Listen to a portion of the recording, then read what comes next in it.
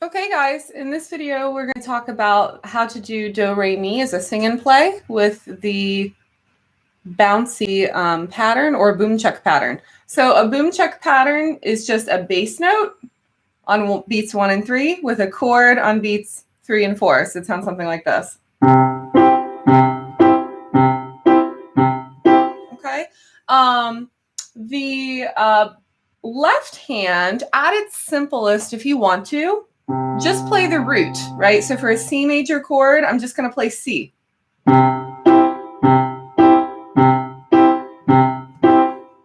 if you want to, you can alternate playing the root and the fifth. So you can feel that always with the fifths we've been practicing in your pinky and your thumb. Okay, so a little 1-4-5 pattern might sound something like this. Could be all roots over here.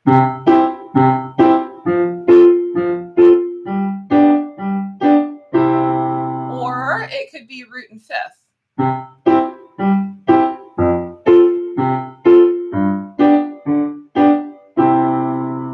And I just moved my pinky to the root of the chord so that I could keep that pattern. C, F, G, back to C. Okay.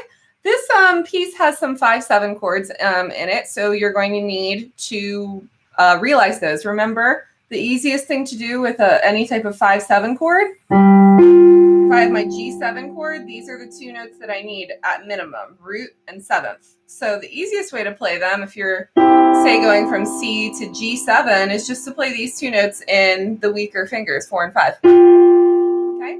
Similarly, just like when we did the left hand, you can move the thumb over, so you have T to Do.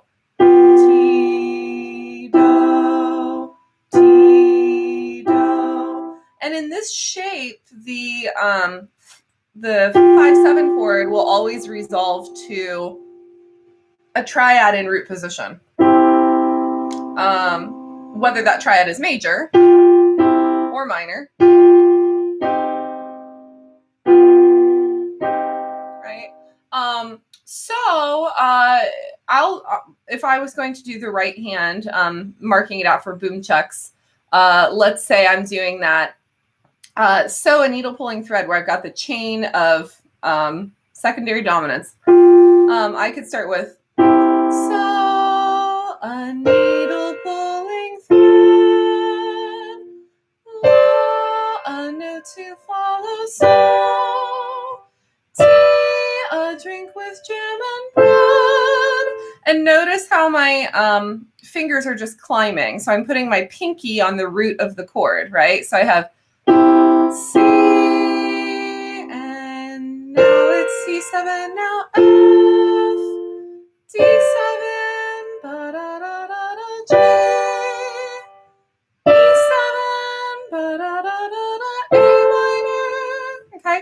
The left hand, meanwhile, can just play the single bass note if you want. So it could look like this. So a needle pulling thread, la, a note to follow, so tea, a drink with jam and bread. Right? And you're allowed to break the texture at this last part if you want to stray from your boom check pattern and maybe go to block chords. You could do that. So I'm going to do a little boom check. This example, it will be the simplest way you could do it. So I'm going to keep the root in the left hand only. And when I play all of my 5-7 chords, I'm only going to use 2 notes. So here I go. I'll start from the top. Do, a deer, a female deer, Re, a drop of golden sun, Mi, a name I call myself, far along the way to run, so a needle pulling thread, la, a note to follow, so tea,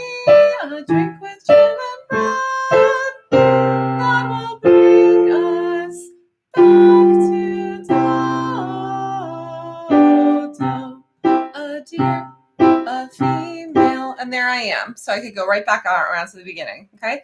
This time I'll go a little quicker. I'm going to use the 3-note version of this. So instead of just these 2 notes, I'll include the thumb as well. So here we go. And I'm going to do those alternating root 5th patterns. So you'll see my hand jumping around a little bit. Do, a deer, a female deer, ray, a drop of golden sun. Me, a name I call myself, for a long, long way to run. So a needle pulling thread, a note to follow, so tea, a drink with jam and bread, that will bring us back to dojo.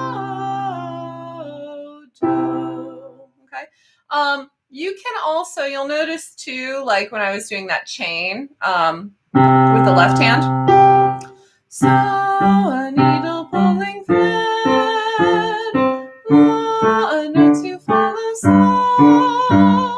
tea, a drink with jam and bread. So you can hop around. My pinky was all on the root, right? Or you could you can change the pattern a little bit where you're just using maybe a note that's on the interior of the hand that's more convenient. So you could do, so a needle pulling thread. So I'm doing still F and C for the F chord, but I'm just choosing this one with my second finger instead of jumping over here. So a needle pulling thread, a note to follow, so